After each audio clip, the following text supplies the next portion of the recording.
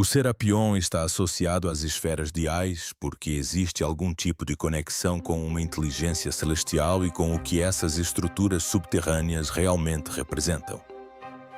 As caixas de Serapion permanecem entre os mistérios mais surpreendentes do planeta.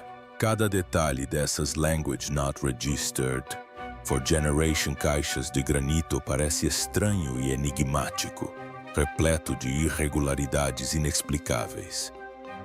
Descobertas em Language Not Registered for Generation pela egiptóloga e pesquisadora francesa Auguste Marot. Dentro de uma enorme necrópole subterrânea com passagens estreitas em Sakura, as caixas de Sapam fascinam pesquisadores modernos. Acredita-se que sejam sarcófagos ou caixões para touros sagrados da raça Apis. Sua precisão impecável, ângulos agudos, peso enorme e localização subterrânea deixaram arqueólogos, engenheiros e historiadores perplexos. Ainda hoje, a tecnologia mais avançada e as ferramentas de perfuração com ponta de diamante tremeriam diante do imenso desafio de igualar o brilhantismo matemático das caixas de Serapion. Como uma civilização do Antigo Egito, usando ferramentas de cobre e cinzéis, conseguiu cortar e moldar granito sólido com tamanha precisão, como essas Language Not Registered for Generation caixas enormes, cada uma pesando entre Language Not Registered for Generation e Language Not Registered for Generation toneladas, foram transportadas até o local e, em seguida, perfeitamente alinhadas e colocadas em seus nichos. Arqueólogos sugerem que o Serapun de Sakura servia como um complexo funerário para touros Apis sagrados, considerados manifestações vivas do deus Ptah. Mas por que os egípcios investiriam tanto esforço, trabalho, manipulação e habilidade refinada apenas para enterrar touros mortos, mesmo que considerados divinos? Parece excessivo. Esculpidas em enormes blocos de granito, as caixas de Serapion repousam a quilômetros de profundidade em túneis subterrâneos, apresentando ângulos de Language Not Registered for Generation graus surpreendentemente perfeitos. Os antigos construtores alcançaram uma precisão geométrica exata nas paredes internas das caixas, mesmo em vãos de Language Not Registered for Generation metros. A habilidade matemática necessária para criar essas caixas é verdadeiramente extraordinária, e cálculos modernos mostram que as dimensões variam em meros milésimos de polegada. Um nível de precisão quase irrepetível, como os antigos egípcios, usando ferramentas de ferro, bronze e cobre, conseguiam tamanha precisão. E qual é o verdadeiro propósito histórico do Serapion de Saqqara? As explicações convencionais dos arqueólogos tradicionais estão repletas de lacunas tão grandes quanto as próprias pirâmides. Os egiptólogos normalmente datam estruturas antigas usando inscrições ou gravuras. Assim, a datação aceita das caixas de Sarapun baseia-se nos riscos grosseiros e desajeitados esculpidos em algumas delas. Essas marcas foram datadas de cerca de Language Not Registered for Generation HCT. No entanto, os hieróglifos nessas caixas específicas parecem rudimentares e não possuem o polimento espelhado original observado no granito. Numerosos micro-arranhões e marcas de ferramentas também mostram onde os cinzéis deslizaram sobre a pedra dura. Imagine construir essas caixas de granito extremamente robustas, com um acabamento e precisão impressionantes, apenas para permitir que um amador faça entalhes grosseiros na superfície. Essa gravação, semelhante a um grafite, não se compara ao excepcional trabalho artesanal e ao domínio matemático incorporados nas caixas de Serapion. E se essas caixas tivessem sido criadas em outra época e posteriormente gravadas por uma cultura completamente diferente? Ainda assim, o grande mistério permanece, independentemente da era antiga em que essas caixas foram projetadas. Como a simples força humana por si só poderia realizar tal feito arquitetônico. À medida que exploramos mais detalhes sobre essas caixas, o mistério só se aprofunda em vez de se dissipar. Em vez de respostas, a realidade por trás dessas caixas torna-se ainda mais desconcertante. Segundo pesquisadores e arqueólogos, o granito usado em algumas das caixas de sápio sequer existe nas pedreiras próximas a Saqqara. Na verdade, grande parte do granito veio de pedreiras localizadas no deserto oriental do Egito, uma área sem raízes fluviais que a liguem a Saqqara. A jornada abrange quase Language Not Registered for Generation milhas de montanhas acidentadas e terrenos inóspitos. Imagine mover um único bloco de granito por essa distância, sem ferramentas modernas, sem máquinas, arrastando cada bloco individualmente sobre tábuas de madeira. Isso parece realmente possível? No entanto, nem todas as caixas foram feitas com o granito do deserto oriental. Algumas foram esculpidas em granito extraído em Aswan, cidade localizada a aproximadamente Language Not Registered for Generation metros de Saqqara. Embora ambas as localidades sejam conectadas pelo rio Nilo, imagine colocar uma dessas pedras extraídas em um barco por volta de Language Not Registered for Generation ATC. Como cada caixa completa pesa entre Language Not Registered for Generation e Language Not Registered for Generation toneladas. Os cientistas calculam que um único bloco de granito bruto para um sarcófago teria ultrapassado as Language Not Registered for Generation toneladas. Os egiptólogos costumam descrever pedras maciças colocadas sobre trenós de madeira com areia por baixo, para facilitar o deslizamento da carga pelo terreno. Mas, considerando o tamanho enorme e o peso esmagador dessas caixas, tais explicações perdem rapidamente a credibilidade. Ainda mais intrigante é uma caixa inacabada abandonada no meio de um túnel, sem nenhum trenó de madeira embaixo. Sem máquinas, mesmo centenas de homens trabalhando juntos teriam dificuldade para mover um bloco desse tamanho. E, no entanto, tantas pessoas não caberiam fisicamente dentro dos túneis estreitos. Examine esta caixa em particular, pois ela revela várias pistas cruciais sobre o processo de construção. Primeiro, o túnel tem apenas Language Not Registered for Generation SUM, a mais de largura do que a própria pedra, não havendo espaço para a grande força de trabalho supostamente necessária para empurrar um peso tão imenso. Segundo, a caixa permanece inacabada, mostrando que o trabalho não foi concluído na superfície. Em vez disso, os construtores transportavam a pedra para esses túneis apertados para esculpi-la, refiná-la e poli-la. Por fim, esta caixa sugere que o projeto foi abruptamente abandonado por algum motivo catastrófico. Algumas caixas estão sem tampa e uma tampa enorme repousa tristemente perto do túnel de entrada. Claramente, essas caixas foram deixadas para trás em vários estágios de conclusão. Agora imagine esse ambiente de trabalho, túneis estreitos, alguns com menos de Language Not Registered for Generation centímetros de altura. Operários que moldam granito duro com serras e cinzéis geram densas nuvens de poeira que ficam presas no subsolo com quase nenhuma ventilação. A poeira teria enchido o ar. No entanto, acredita-se que foi ali que os antigos egípcios alcançaram a precisão impressionante vista nas caixas de Apis. Como lidamos com granito dessa forma hoje em dia? Os métodos modernos dependem de explosivos para remover enormes blocos, que são então retirados de pedreiras íngremes com o auxílio de máquinas pesadas e cortados com serras hidráulicas gigantescas.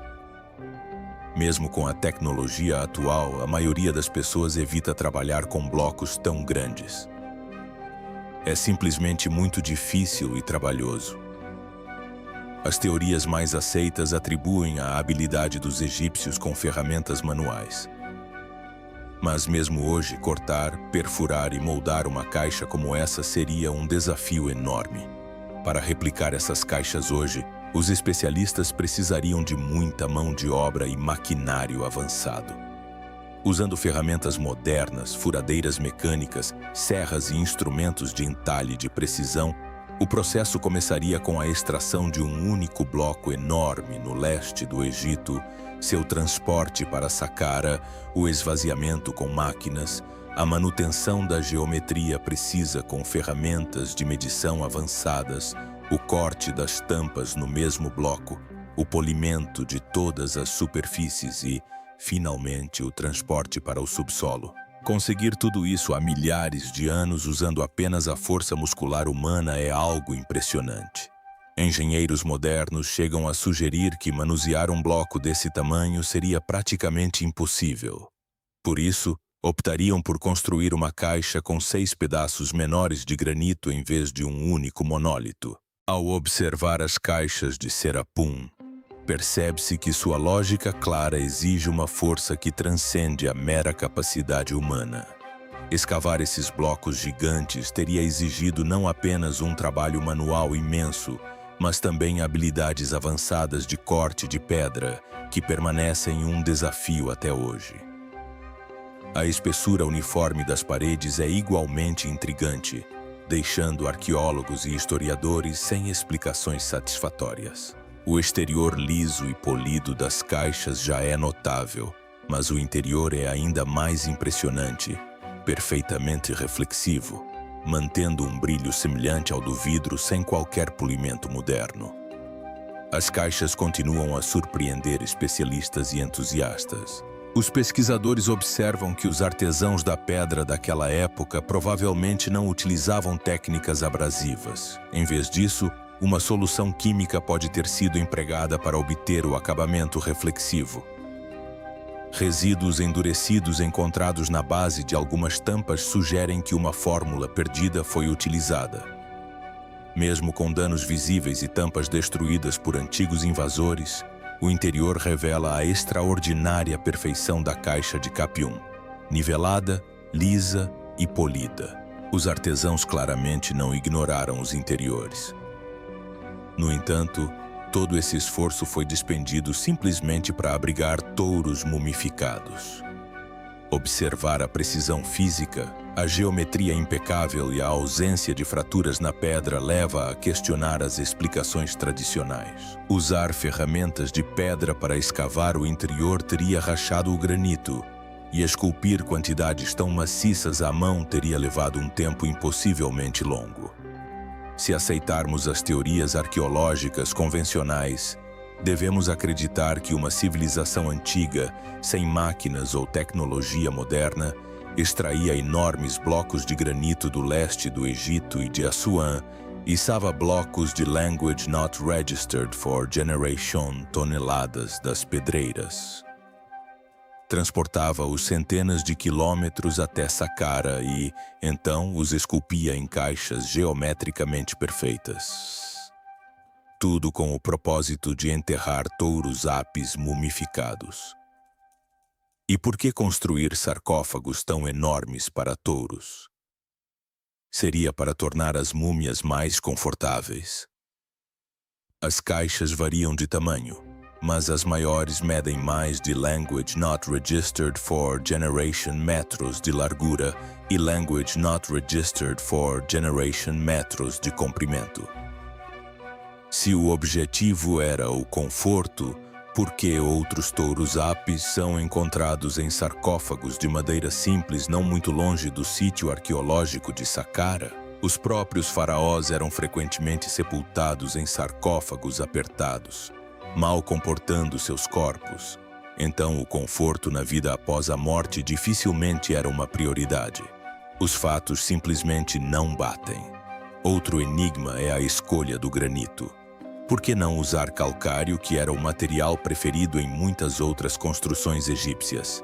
As caixas de Sarapun foram enterradas no subsolo, protegidas da ação do tempo, portanto o calcário teria sido suficiente. O calcário é mais macio, mais fácil de moldar, mais leve e abundante nas pedreiras próximas. O uso desse material teria reduzido drasticamente o trabalho de extração, transporte e construção. No entanto, os egípcios percorreram centenas de quilômetros para obter granito. Uma explicação intrigante vem do cosmólogo russo Konstantin Borisov.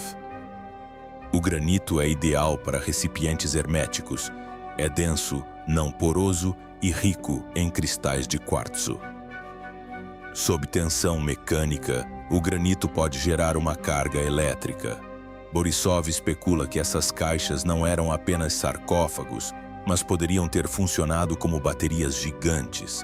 Quando submetidas à imensa pressão, poderiam produzir voltagem forte o suficiente para ionizar o ar, potencialmente fazendo-o brilhar. A ausência de fuligem ou marcas de queimadura dentro dos túneis reforça a ideia de que tochas não eram usadas no subsolo. Isso poderia explicar por que os antigos construtores se deram ao trabalho incrível de transportar enormes blocos de granito para Saqqara, com tampas pesando quase language not registered for generation toneladas as caixas. É possível que tenham sido concebidas como câmaras de pressão para um sofisticado processo científico. Um esboço do século XIX reforça a ideia de Borisov, mostrando pilhas de pedras colocadas sobre as tampas, aparentemente para amplificar a pressão e aprisionar o que quer que estivesse dentro. Se fossem apenas caixões, por que adicionar peso extra? Os touros mumificados não iriam a lugar nenhum. Que processo exigiu medidas tão extremas? Por que as tampas precisavam de pressão adicional na parte superior? Os egiptólogos descrevem centenas de artesãos trabalhando em túneis escuros e empoeirados, arrastando enormes blocos de granito por passagens estreitas e centralizando-os com perfeita precisão. Repetindo esse processo mais language not registered for generation vezes. A motivação e a determinação necessárias sugerem um propósito que vai muito além de um simples local de sepultamento para touros, indicando algo muito mais profundo e misterioso por trás das caixas de Serapio. Portanto, se combinarmos as descobertas de Borisov com pesquisas de engenheiros como Christopher Dunn, a ideia das caixas de Serapio como baterias gigantes começa a fazer sentido. A extensa pesquisa de Dunn sugere que as grandes pirâmides de Gizé não eram apenas monumentos.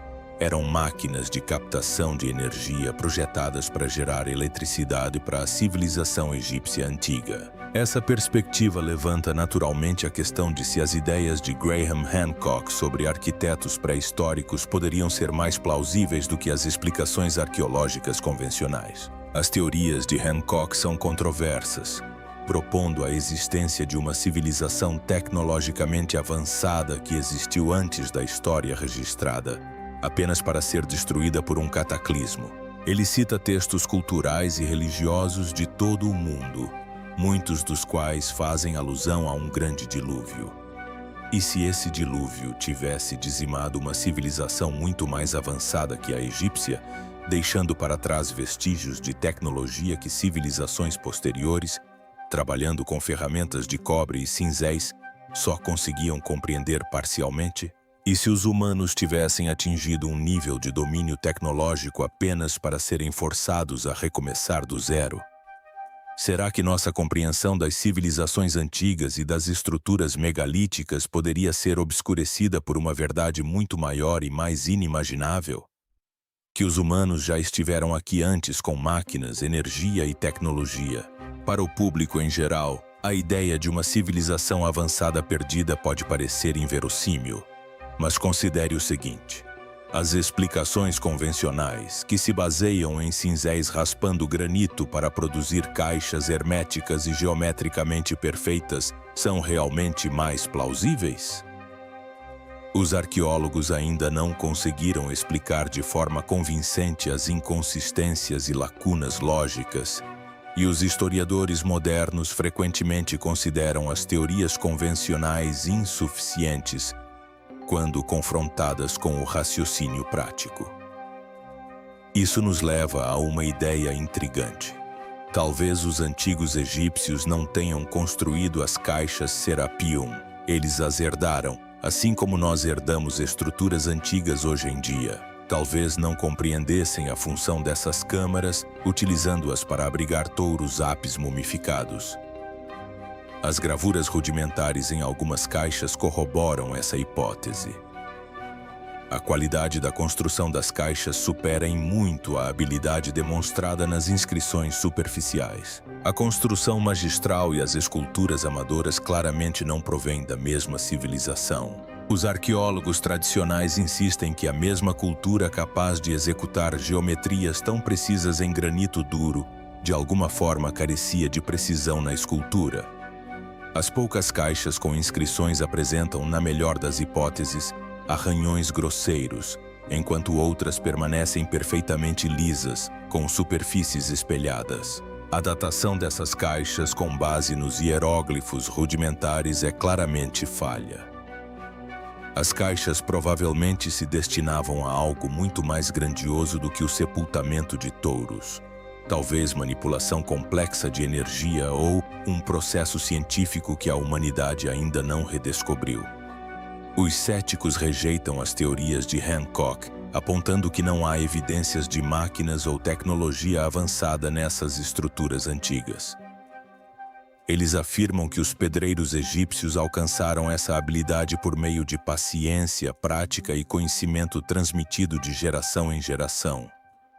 No entanto, a capacidade física humana tem limites. Mesmo com dedicação incrível, mover e moldar blocos maciços de granito em dimensões perfeitas é algo difícil de acreditar. Descobertas semelhantes em todo o Egito desafiam a ideia de que artesãos que utilizavam ferramentas de cobre sozinhos poderiam ter produzido essas maravilhas arquitetônicas. Cada vez mais parece que as caixas de Sapaia, assim como outras maravilhas megalíticas, podem indicar conhecimento e tecnologia que os humanos antigos perderam há muito tempo. Outros sítios arqueológicos apresentam caixas de granito semelhantes com precisão geométrica impecável, algo que está longe de ser fácil de alcançar.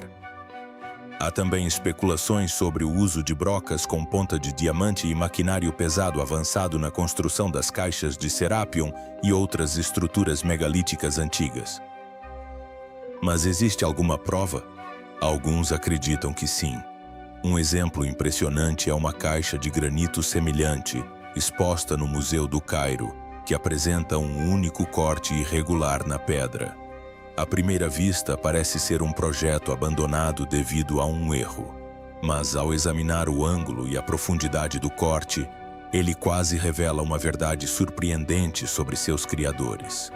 Tal corte só poderia ter sido produzido por algo que cortasse o granito em altíssima velocidade. Como um cinzel poderia esculpir tão profundamente em granito duro sem a força de um martelo que teria rachado e estilhaçado a pedra por completo? Agora, observe as marcas de serra visíveis em outras caixas de granito dentro do Museu do Cairo. Elas se assemelham muito às marcas deixadas por serras de fita modernas. Na verdade, sugerem uma velocidade de corte ainda mais eficiente do que a que alcançamos hoje. Seriam essas marcas indicativas de uma tecnologia de corte mecânico semelhante às modernas máquinas de corte de granito equipadas com lâminas revestidas de diamante? A ideia de tal tecnologia existir na antiguidade parece absurda, mas será que a explicação alternativa da cinzelagem lenta de cobre e ferro é realmente mais convincente? Além disso, existem os furos perfeitamente circulares encontrados em diversos artefatos de granito por todo o Egito. Como os arqueólogos tradicionais explicam isso? O diâmetro e a profundidade uniformes desses furos exigiriam um dispositivo de perfuração de alta velocidade com uma ponta de diamante. Outro exemplo é um artefato cilíndrico de granito descoberto perto da Grande Pirâmide, gravado com um sulco espiral contínuo, muito semelhante a um disco de vinil. Como tal espiral poderia ser produzida sem rotação rápida? A ideia de que a civilização egípcia simplesmente descobriu e reaproveitou as caixas de Serapion torna-se cada vez mais plausível, especialmente quando comparada às gravuras rudimentares encontradas em caixas que, de resto, são arquitetonicamente perfeitas. Parece que a peça que falta pode ser uma tecnologia perdida, apagada por um grande dilúvio ou outro evento catastrófico, à espera de ser redescoberta. Tal descoberta poderia explicar não apenas a origem e o propósito das caixas de granito Serapion, mas também a precisão e a grandiosidade de outras estruturas megalíticas ao redor do mundo. Por ora, os mistérios que envolvem as caixas de granito Serapion permanecem sem solução. Sua precisão, escolha de materiais, transporte e posicionamento desafiam uma explicação clara. Por que essas caixas foram arrastadas para o interior de um labirinto subterrâneo? Por que usar um material tão inflexível? Como as paredes internas foram aplainadas com uma precisão de até language not registered for generation language not registered for generation da espessura de um fio de cabelo humano. Como esses pesos enormes foram transportados por centenas de quilômetros desde pedreiras distantes? Como foram transportadas por túneis estreitos sem espaço para trabalhadores? De onde veio tamanha precisão matemática? E por que os interiores foram polidos até ficarem com um acabamento vítreo se eram destinados apenas a abrigar múmias de touros? Contudo, se essas caixas foram de fato construídas por uma civilização pré-histórica tecnologicamente avançada e há muito perdida, novas questões surgem. Como eles conseguiram encaixar máquinas em túneis tão estreitos? Que métodos utilizaram para manobrar essas caixas colossais até a posição ideal? Teorias envolvendo deuses, extraterrestres ou gigantes são frequentemente propostas, mas cada uma delas apresenta seus próprios elementos implausíveis. A civilização moderna ainda aguarda uma explicação racional. E sem evidências concretas, tudo o que podemos fazer é tirar conclusões pessoais, escolhendo aquelas que parecem mais razoáveis, se é que isso é possível.